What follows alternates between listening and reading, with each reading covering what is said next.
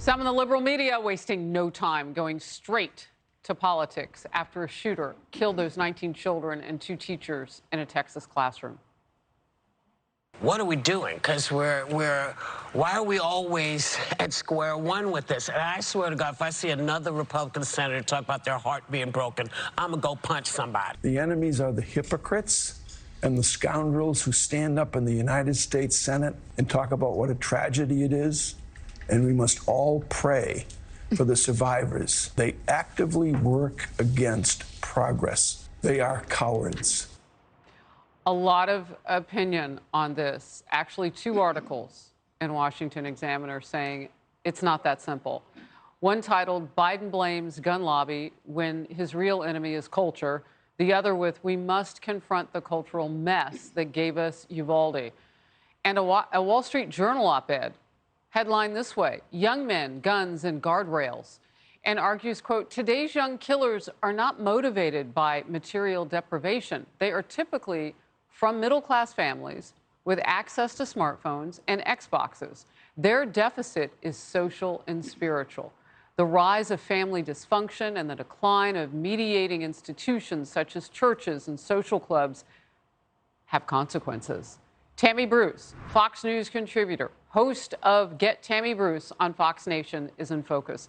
This was no more on display for me than right after the shooting, that first night, Tuesday night, when what was all over social media that I was seeing was hopelessness, fear, and hate. I put out one scripture, which I don't normally do, about the little ones with Jesus making it into heaven.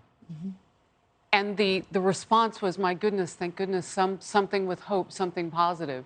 How sad is that? We need to either extinguish that dumpster fire or go deeper and replace it. It's a beautiful recognition of the nature of what's happened, because what you described, this hopelessness, the fear, the chaos, was not just even in that moment. That was another result of everything, every day, in this country. It is political. It's the rhetoric we just heard. It's the reaction that everybody else is a horrible, dire, evil enemy that needs to be destroyed. The Supreme Court, right? The decision being leaked, and then this talk about violent riots, and that the only answer to things is violence, and that you got to burn buildings down, and that everyone's the enemy. Every day, it's not just adults that hear this. The young people hear it, children hear it, but then adolescents hear it, and teenagers hear it. In addition to all of our discussion here, it's about separation of us in society. It is about the fact that where do you go?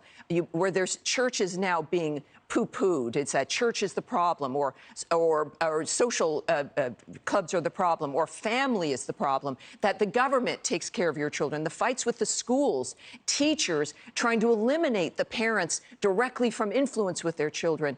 These are not one-off dynamics. This is the culture, and we're seeing this, and of course it drives us into this. And no one seems to be interested in what's exactly happening with teenagers. And it's not just video games. It's not just the violence you see on TV. It's everything combined. Preach. It's so true. And you and I have talked about silver linings. The pandemic at its height was hell for many people in this country. It was deadly. But it also made us see our children up close in a very different light. We were with them while they were schooled.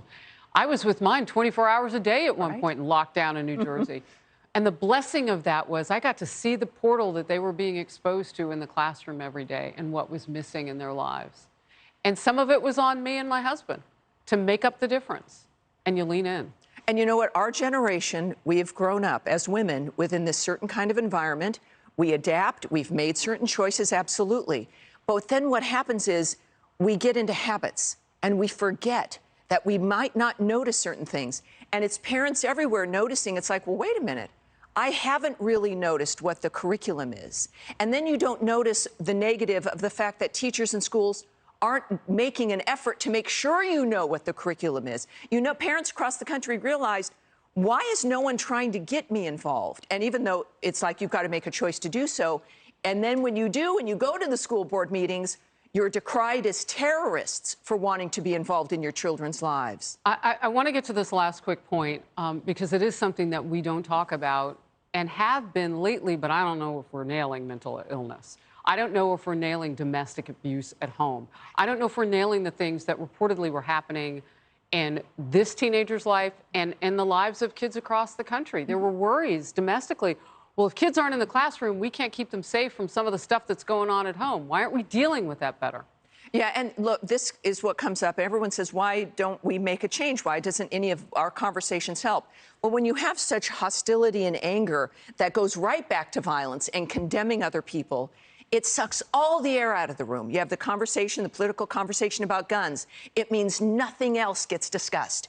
Not the mental health issues, not even domestic violence. But really, it's about this presumption, I suppose, that kids can't have a mental health issue. And now we know through the pandemic that not only do they, but it's been increased. Yeah. And then the use and the reliance on psychotropic drugs, we don't even investigate that at all when it comes to young people. Let's get to this. A day after the deadly Uvalde shooting, President Biden is cracking down on police. The president signed an executive order to increase accountability for federal officers restricting the use of no-knock entries. It also limits the transfer of military vehicles and equipment to local police departments. One parent who lost his child in 2018, the Parkland shooting, with this. You got a president that's signing an executive order going after police officers, which is ridiculous. So we want to give police the right tools to do the right job in schools and mass shootings. We don't want to tie the hands of the police. I support law enforcement. Look, I had the worst thing ever happen to me. So defund didn't work. Yeah, it didn't. But that also sends a message to everyone that there is no responsibility, that police are the enemy, that everyone else is the victim. If you're on the edge, you're going to be taking all of this in, thinking, well, this is anything goes, and that I have a right to be angry. I have a right to want to hurt people, because that seems to be the reinforcement.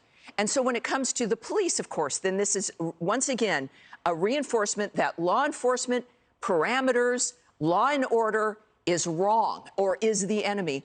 Lastly, when it comes to like money and hardening these targets of the COVID relief money for schools, $122 billion. Yes. 93% has not been spent. That's $113 billion.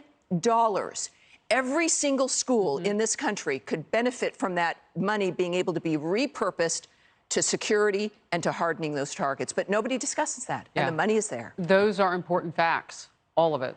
Tammy Bruce, always great to have you here. And we get her twice today because you are hosting Hannity tonight, 9 p.m. Eastern, right here on the Fox News Channel. FNC for the cool kids. Thank you very much.